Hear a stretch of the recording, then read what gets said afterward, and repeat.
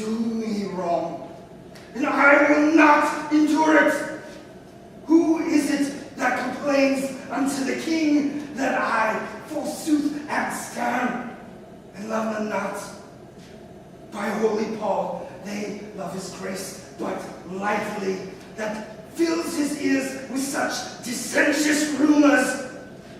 Because I cannot flatter and look fair, smile in men's faces, smooth, deceiving cog, duck with French nods and apish courtesy. I must be held a rancorous enemy. Cannot a plain man live and think no harm, but thus simple truth must be abused with silken, sly, insinuating jacks. My lord of Gloucester, I have too long borne your blunt upbraidings and your bitter scoffs. By heaven, I will acquaint his majesty with those gross taunts I often have endured. I had rather be a country servant maid than a great queen with this condition, to be thus taunted, scorned, and baited at. Small joy have I in being England's queen. And lessen to be that small god, I beseech him. My honor, state, and seat is due to me. What? Threat you me with telling of the king? Tell him, and spare not. Look, what I have said, I will say in presence of the king. I dare adventure be sent to the tower. 'Tis time to speak. My pains are quite forgot. Oh, thou devil! I remember them too well. Thou killedst my husband Henry in the tower, and Edward my poor son at Tewkesbury. You were queen. Oh, your husband king. I was a pack horse in his great affairs, a weeder out of his proud adversaries, a liberal rewarder of his friends. To royalize his blood, I spent mine own. I am much better blood than his or thine. In all which time, you and your husband Grey were factious for the house of Lancaster and Rivers. So were you. Was not your husband in Margaret's battle of St. Albans slain? Let me put in your mind, if you forget, what you have been ere this, and what you are. Withal, what I have been, and what I am. A murderous villain. And so still thou art. Paul Clarence forsook his father Warwick, and forswore himself, which Jesus pardoned. Which God revenge! To fight on Edward's party for the crown, and for his meed, poor lord, he is mewed up. I would to God my heart were flint like Edward's, or Edward's soft and pitiful like mine.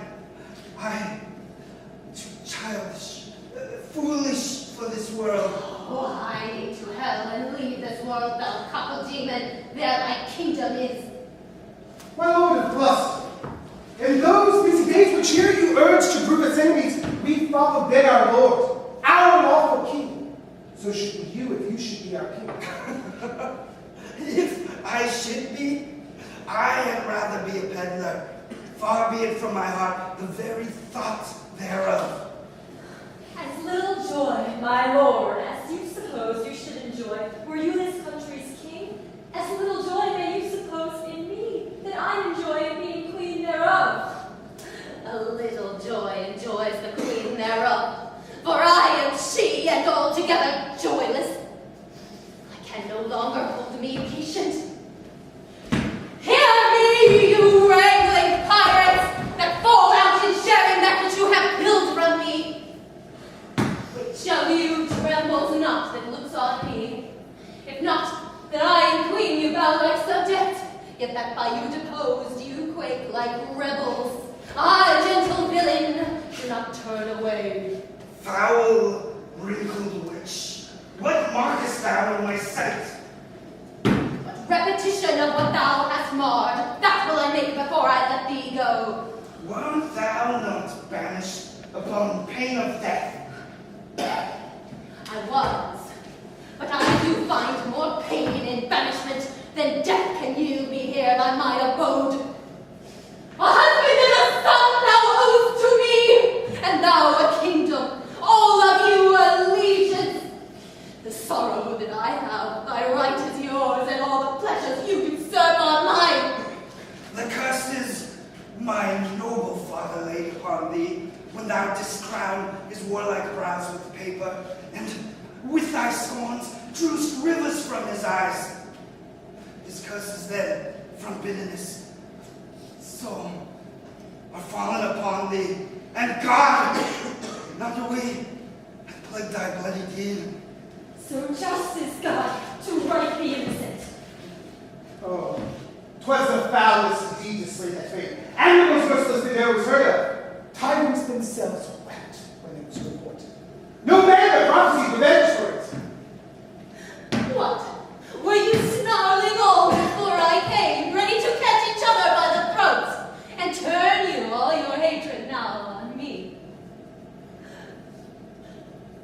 Did York's dread curse prevail so much with heaven, that Henry's death, my lovely Edward's death, their kingdom's lost, my woeful banishment, could all but answer for that peevish brat?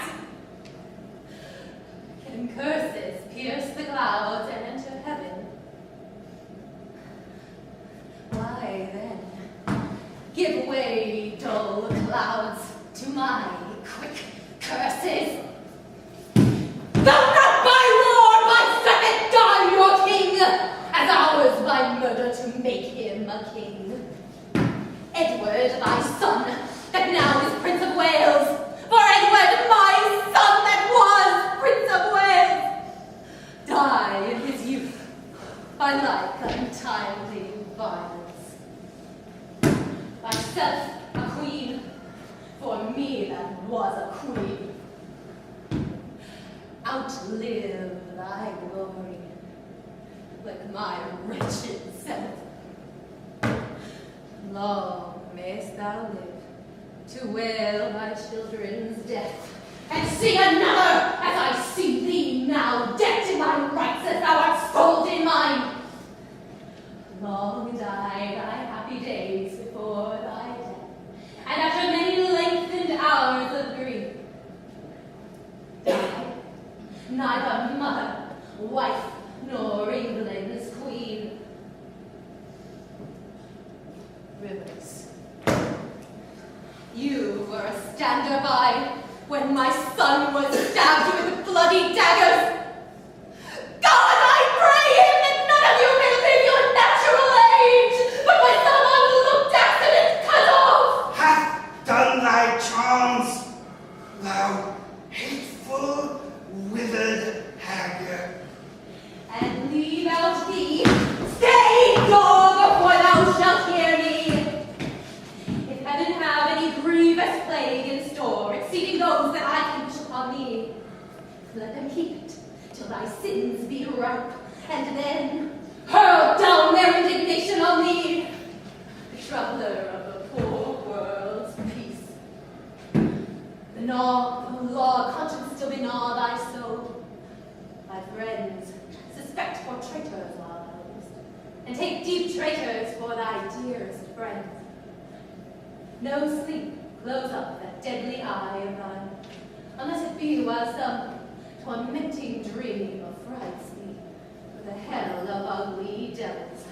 Thou elvish marked, abortive, rooting hog, thou that was sealed in thy nativity, the slave of nature and the son of hell, thou slander of thy heavy mother's womb,